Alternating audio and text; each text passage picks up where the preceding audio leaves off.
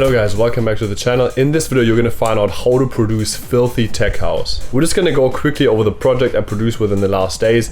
I'm gonna basically run it down and I'm gonna show you exactly what I was doing here, where I got the samples from.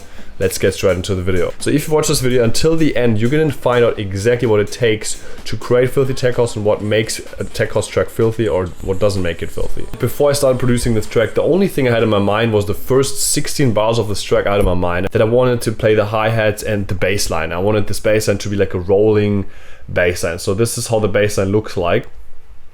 Pretty simple.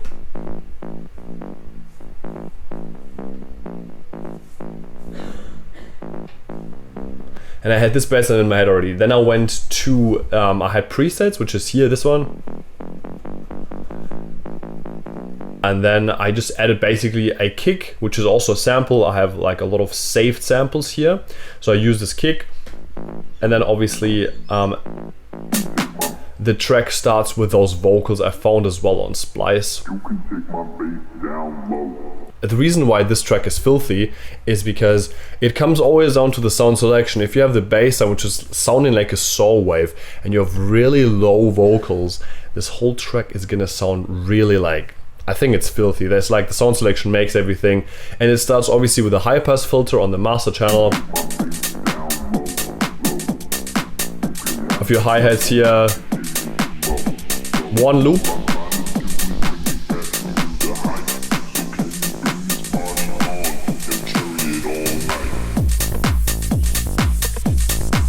The way I created this movement towards the first drop basically is I had this uplifter, obviously this one here, from Evolution of Sound as well. And then I have, when the drop hits, I have the sidechain, white noise. I should assign this to a channel actually.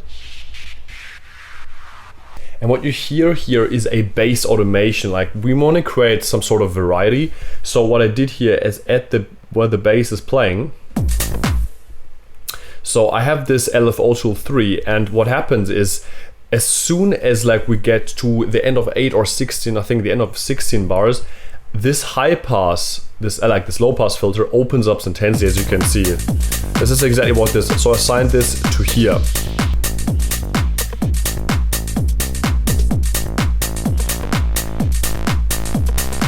Those like little noises, this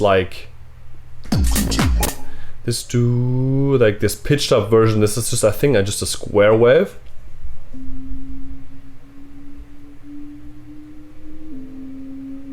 It sounds like a square, it sounds like 2 square waves actually. As you can hear, it is basically just pitched up, and this is what repeats itself. What you can hear at the breakdown is I wanted to make sure that those hi-hats are still playing, so I've added a low pass filter to the drum bus, and I also have a volume automation for the drum bus when the breakdown happens. So basically you can see here that it's more quiet, and it's like at the same time you see here exactly the same elements keep playing as I played at the drop. The only difference is I added a high pass filter and a low pass filter to the drum bus. And there's a high pass filter obviously on the master channel, so there's no sub frequencies going through because they have a lot of energy. But the vocals are playing the same, the bass is playing the same, the kick is playing the same. There's not much difference. I just took away the rim shot, the hi-hat, and this like little drum loop pattern.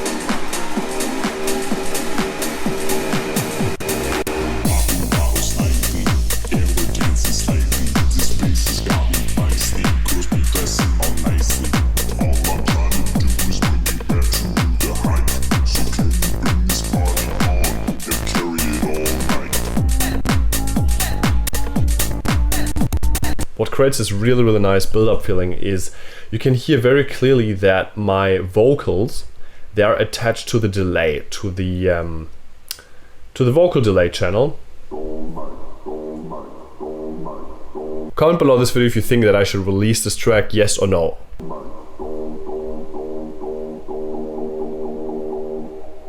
And as you can hear on the delay channel, there's this like dotted 8 orbits delay, which is like dun dun dun dun dun dun dun, which goes exactly in the same speed as the vocals go, which creates like big energy. This is also the trick what DJs do when like there's a build-up coming, they add a reverb on the master channel, like a reverb or delay to get more energy, and when the drop hits they remove all the reverb and it's completely dry, and that's when the drop hit, and it's really powerful. And just for you, if you're wondering how exactly did I produce the hi-hats, a lot of times it's about sound selection, trying different hi-hats, trying different rhythms and adding them together so they make sense. So I want to still work a little bit on the drum pattern because it seems a little bit unclear to me and it's not that let's say defined and shredded.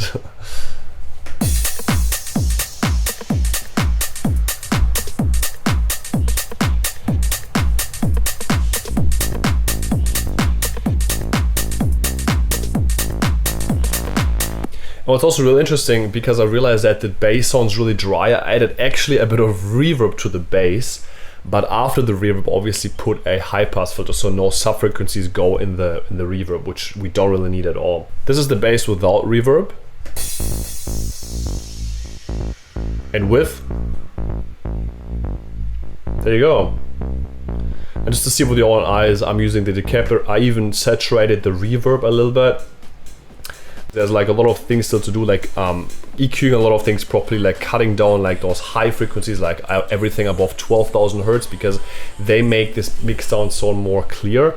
And I'm maybe even gonna work a little bit as well on the vocals, how I'm gonna arrange them as well. I need to add a little bit more variety here as well and see exactly what I can do with it. I hope you like this video. Subscribe to my channel to not miss out any tech house production tutorials, and I'll see you guys in the next video.